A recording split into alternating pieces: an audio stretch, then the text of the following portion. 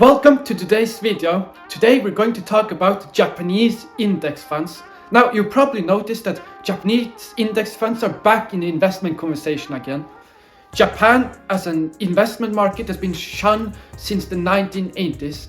A lot of professional investors remember the 1980s where there were a huge run-up in Japanese stocks, and then it all came crashing down when the bubble burst. One of the largest asset bubbles burst in the 1980s, and since then the Japanese market has been characterized by very low inflation, even deflation sometimes, low growth, low returns. So it has been a market that has been just shunned by investors since the 1980s. But right now in 2026, something interesting has happened. Japan is back. A lot of corporate governance reforms are happening. The Tokyo Stock Exchange are pushing more for more effective capital allocations. And most importantly, professional investors like Warren Buffett and Berkshire Hathaway are making major investments in Japan. So then the question becomes, should normal investors like you and me also start investing in Japan?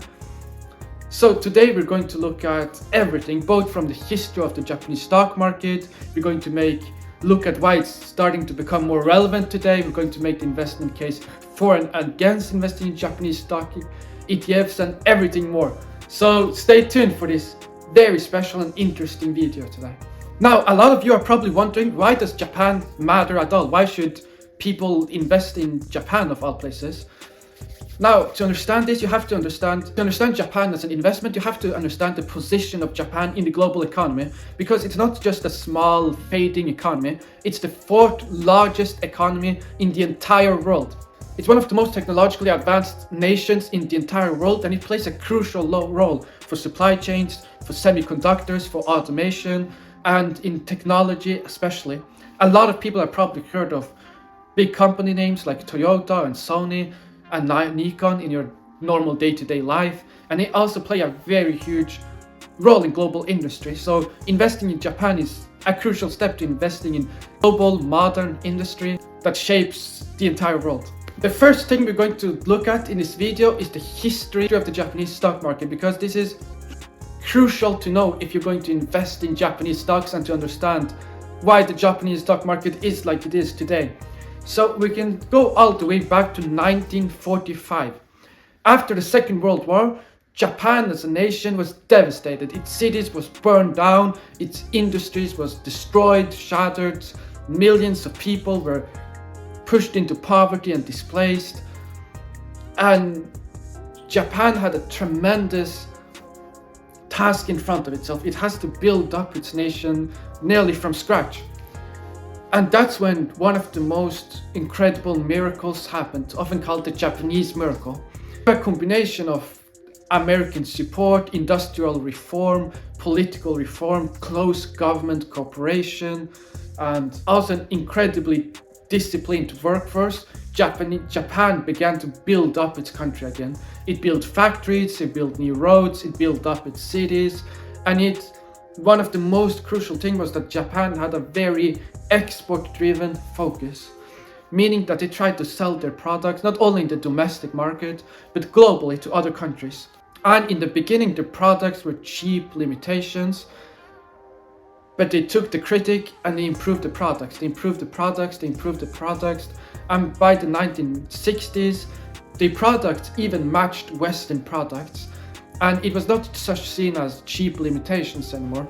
Their products were seen as really high quality products. And that's when the miracle happened.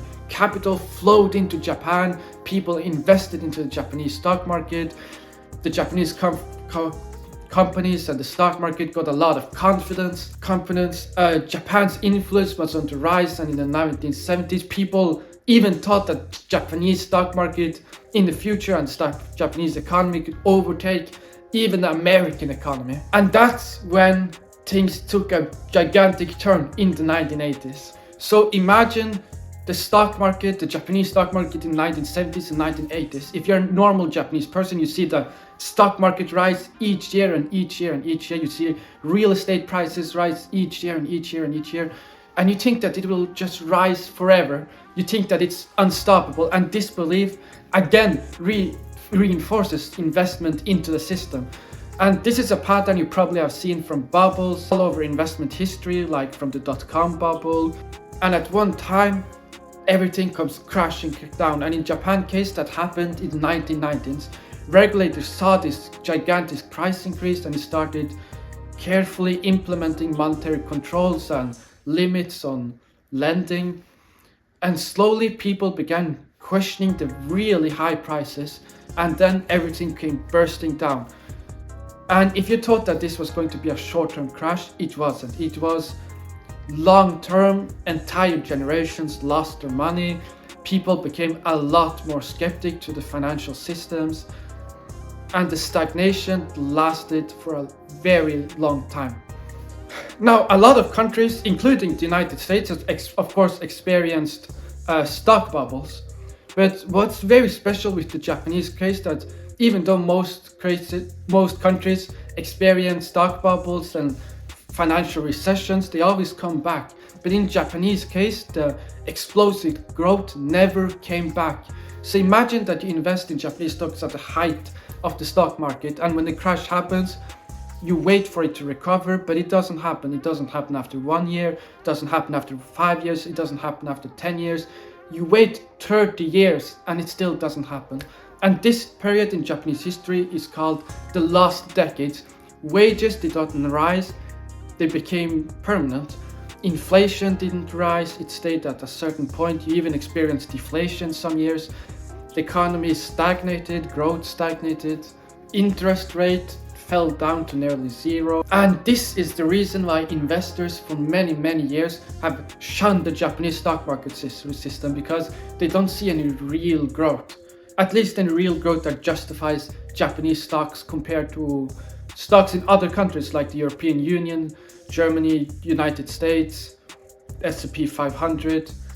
The Japanese stocks did just not have any growth after the crash. Now, history never usually just move in a line, and Japan, after all these years, after decades of stagnation, is finally starting to get a lot of attention again. So the question becomes, why is Japan getting attention again? So first of all, what is happening now is that you're seeing a lot of corporate governance reforms. So Japanese companies have historically held a lot of cash, but right now there's corporate governance reforms happening where they're trying to become a lot more focused on the shareholders and creating value for them with the cash they held. So they're increasing dividends, they're increasing share buybacks, they're making more use of the cash.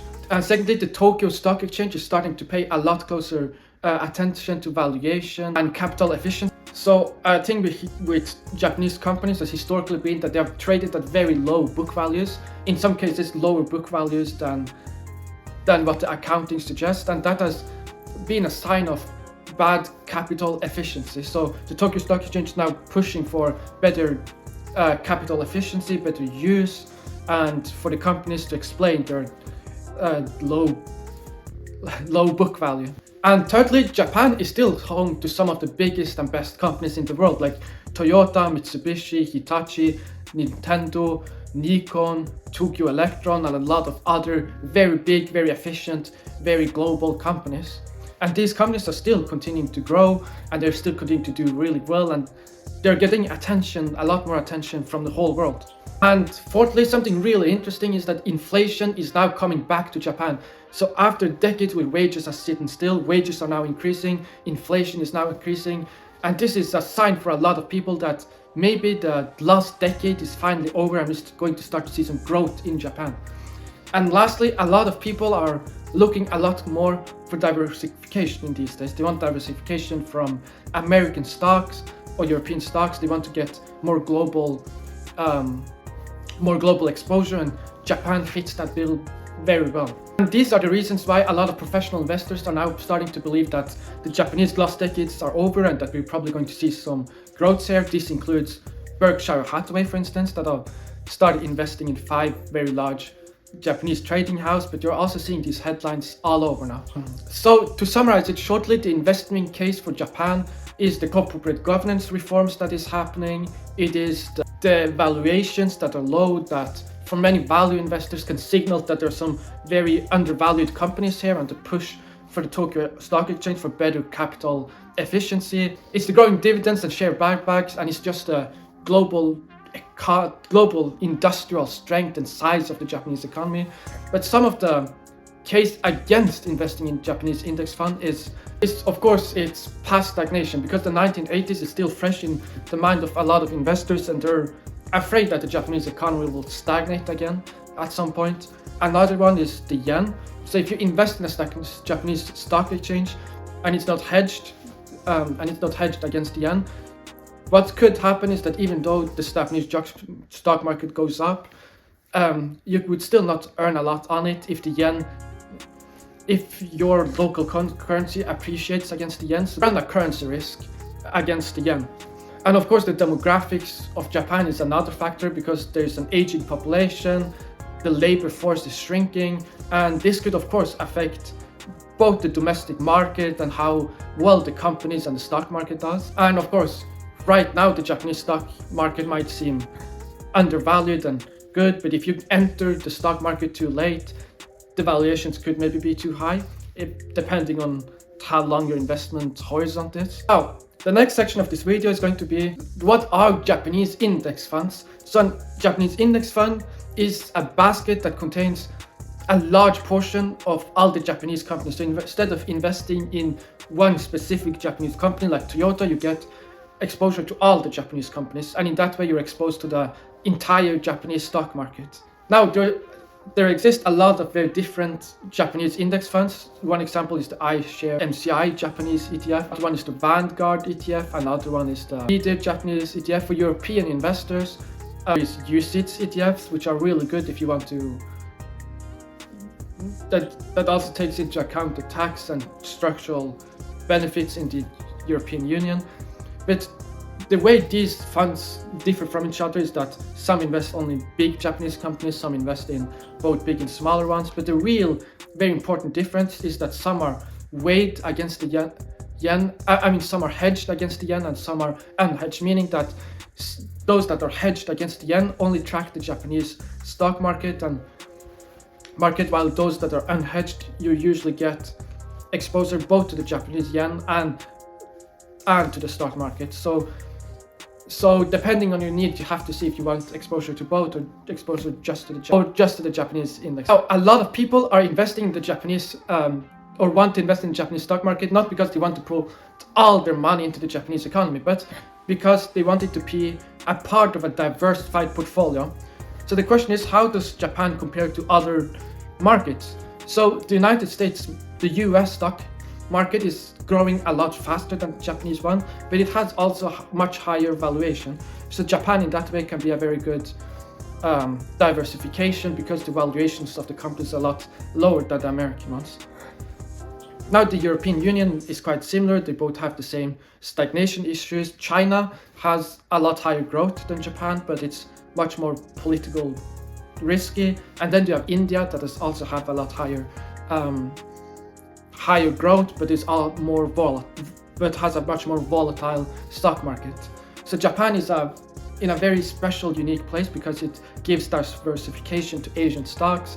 It's a developed country and it gives a very good exposure to industrial companies and to export-driven international companies. So my conclusion or final takeaway, you can say, about the Japanese stock market indexes is that they can provide a very good diversification to another developed country and in Asia, meaning Asian equities. So you shouldn't buy Japanese index funds just because Warren Buffett or other professional investors are doing it. But you have to understand the investment case, which is that the Japanese stock market is maybe changing in a fundamental way and finally breaking away from the last decades of stagnation. But of course there's a risk that they don't do it, that the growth will still be very slow. And as I said, it also have the labor problem and exposure to the yen. But it's for investors that are interested to bet on the Japanese markets, it could be a very good diversification. Now, thank you for watching this video. Please don't forget to subscribe, hit the like button, leave a comment, to explain what you think, and yeah, subscribe so you don't lose any of our future videos. Thank you.